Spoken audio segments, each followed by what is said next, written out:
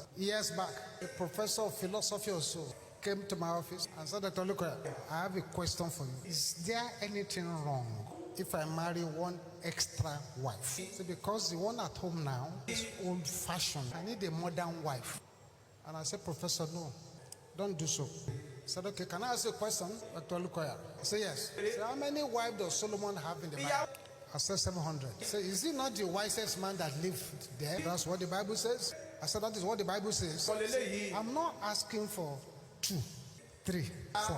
Just one. I said, Professor, don't do so. He still did not listen to me. He went to marry this strange woman. I don't know the prayer that the woman in the house prayed, but a week to the wedding, the strange woman died. You will have thought, since that woman was dead, that's the end of the story. But the strange family of the woman told the professor that since your wedding is on Friday, your wife is already dead, we have to go ahead with the wedding. Man said, how?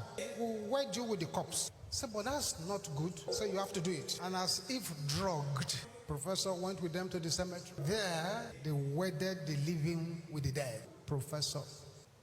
But since that day, anywhere professor went, we'll be seeing the dead woman. In the lecture room, pointing to somebody, get out of this place, you are dead, get out, you are dead. Student will say, Prof, who are you talking to? Can't you see that woman over there? So there's no woman here. Then they grabbed professor, took him to the psychiatric hospital. They gave him drugs. What the drugs did was to multiply the woman to 3. He used to see just one of her. After the drugs, they became 3. It was then he remembered that he came to me before. He now came back. I said, but Prof, I warned you. I warned you.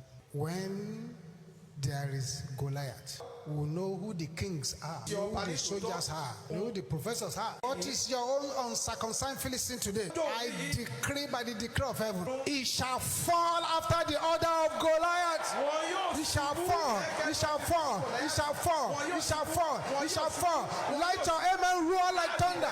He shall fall. The great Apostle Babalola had a training school. There were 36 people who came to be trained as pastors and prophets and evangelists. And he gives them daily lectures. One day, Baba got to the lecture room. He did not talk to anybody that day.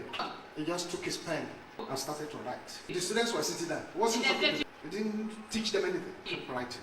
He wrote for about 1 hour. After he had finished writing, he looked up. He began to